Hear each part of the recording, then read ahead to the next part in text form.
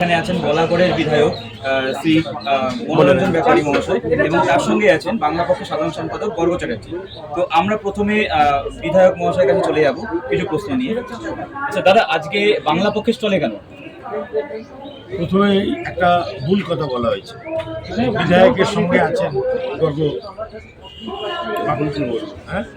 আসলে গর্গ ভাইয়ের সঙ্গে আমি আছি, বাংলা পক্ষের সঙ্গে গর্গ আছে, গর্গ ভাইয়ের সঙ্গে আমি আছি।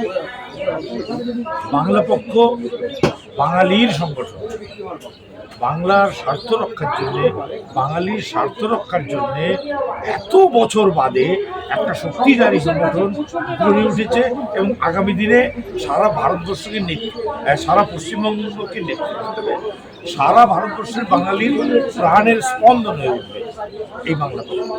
আমি একজন বাঙালি, বাংলা ভাষায় কথা বলি, বাংলা ভাষায় লেখালেখি করি, আমি তো বাংলা পক্ষের সঙ্গে থাকবোই।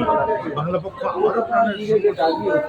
আচ্ছা, এবার একটা একটু বিতর্কিত প্রশ্ন চলে যাব, সেটা হচ্ছে আমরা বরাবর শুনেছি যে আপনিও বিভিন্ন সময় বাঙালির সুরে কথা বলেন বা বাঙালির হয়ে কথা বলেন, কিন্তু আপনার যে দল অর্থাৎ তৃণমূল কংগ্রেস, তো তৃণমূল কংগ্রেসের বিভিন্ন সময় দেখা তৃণমূল কংগ্রেসের যে নেতা নেত্রীরা আছে তারা বাইরে থেকে আগত বিভিন্ন যে ক্রিমিনাল যারা আছে বিহার ইউপি থেকে আগত তাদের দ্বারা খুন হচ্ছে।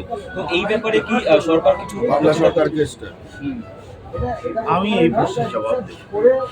আমি আমার নিজের দায়িত্বে বাংলা পক্ষে এসেছি, আমি বাঙালি, বাংলা ভাষায় কথা বলি, বাংলায় আমার জন্ম, আমি আমার নিজের দায়িত্ব পালন করব।